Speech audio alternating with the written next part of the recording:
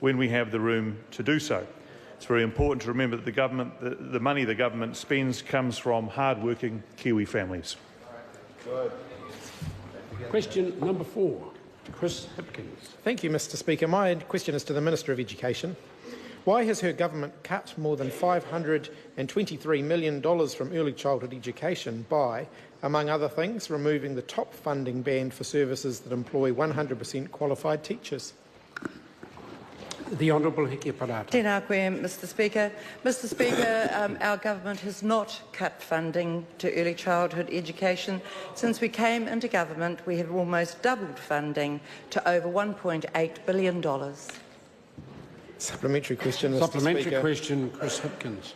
How does she reconcile that claim with the budget documentation from 8th of March 2016 that states what we've done? Significant savings have been made in the last few years. Over $528 million of savings in ECE have been made since 2009, including by removing the 100% qualified teacher funding ban.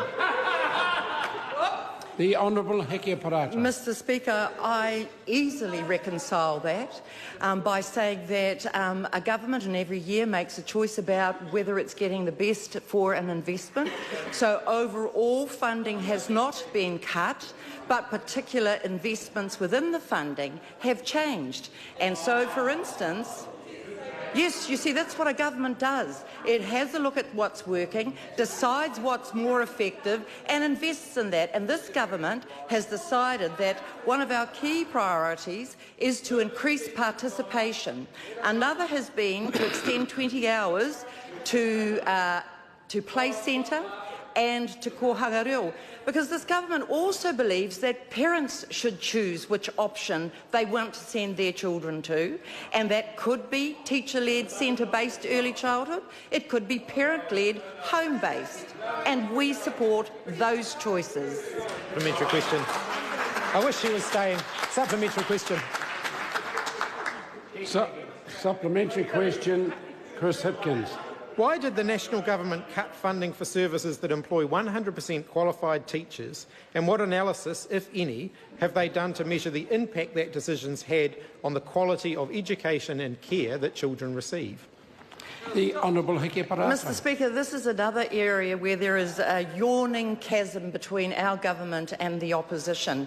We are not so much about goals as the opposition have espoused, so we are committed to increasing qualified teachers, and under our government they have increased. They've increased from about 61% under the previous administration to 75% under this government. Something like 97% of teacher-led centres are funded for 80% plus qualified teachers. So in fact, qualified teachers in early childhood education have increased under this government from way beyond where they were under that administration. Point of order, Chris Hipkins. My question asked why the government cut funding for services that employ 100% qualified teachers and what analysis had been done on the impact of that decision. The Minister hasn't addressed that. She's given a lot of background information, but she hasn't addressed the question. I'll certainly have a look at it later, but on this occasion I'm going to make an instant judgment, and I think it was addressed. In fact, there are 2 questions within the supplementary question, and that makes it more difficult because there should only be one leg to a supplementary question, but the member took an opportunity to put 2 questions there, and I think certainly one, in fact, probably both of them were addressed. Supplementary question, Mr. Speaker. Further supplementary question, Chris Hipkins. Why did the national government cut funding for services that employ 100% qualified teachers?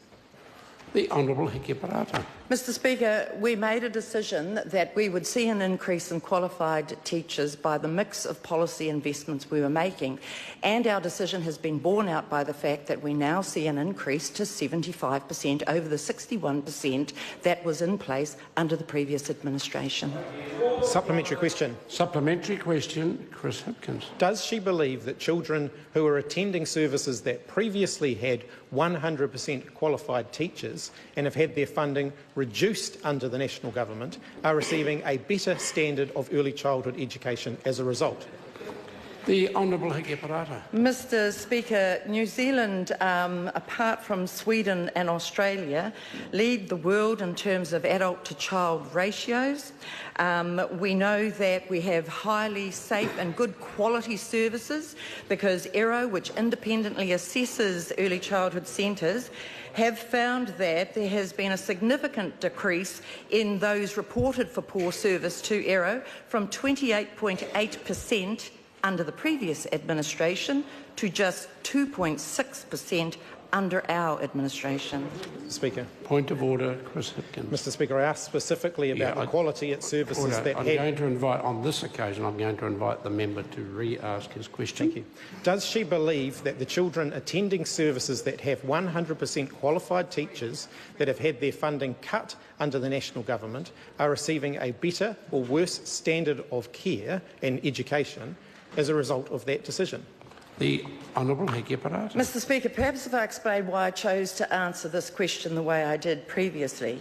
It is because that part of the proxies that are used to determine quality of delivery are adult-to-children ratios, are reports of low-quality performance, are the choices that parents make, so that early childhood education is a third more affordable now than it was in 2007. And in the end, Mr Speaker, it isn't actually what I believe or past it former members of Parliament. What it matters is what parents believe. And parents get to choose what option of early childhood education they wish to be involved with. And the fact is more parents are choosing under this government because we now have nearly 97% of all kids participating in early childhood education. I know it's a lot of information for the member to absorb. Order. Mr Mallard. Supplementary question. Supplementary question. Chris Hipkins. Thank you. Why hasn't the national government implemented its 2008 campaign pledge to lower the teacher-child ratio for under 2-year-olds from 1 to 5 to 1 to 4? Or does she think it's okay for 5 under 2-year-olds to be cared for and educated by a single teacher? The Honourable Hekia Parata. Mr Speaker, I'll refer the member back to my answer to the primary question. Our government is continually monitoring what we're doing in education. We have a responsibility to taxpayers, that's why, to make sure that the dollars they pay are being invested wisely and we can see impact for that occurring. And so that is what we've done. We have made different choices. But, Mr Speaker, the overriding fact here is that within those choices we have increased funding year on year. Your own promises.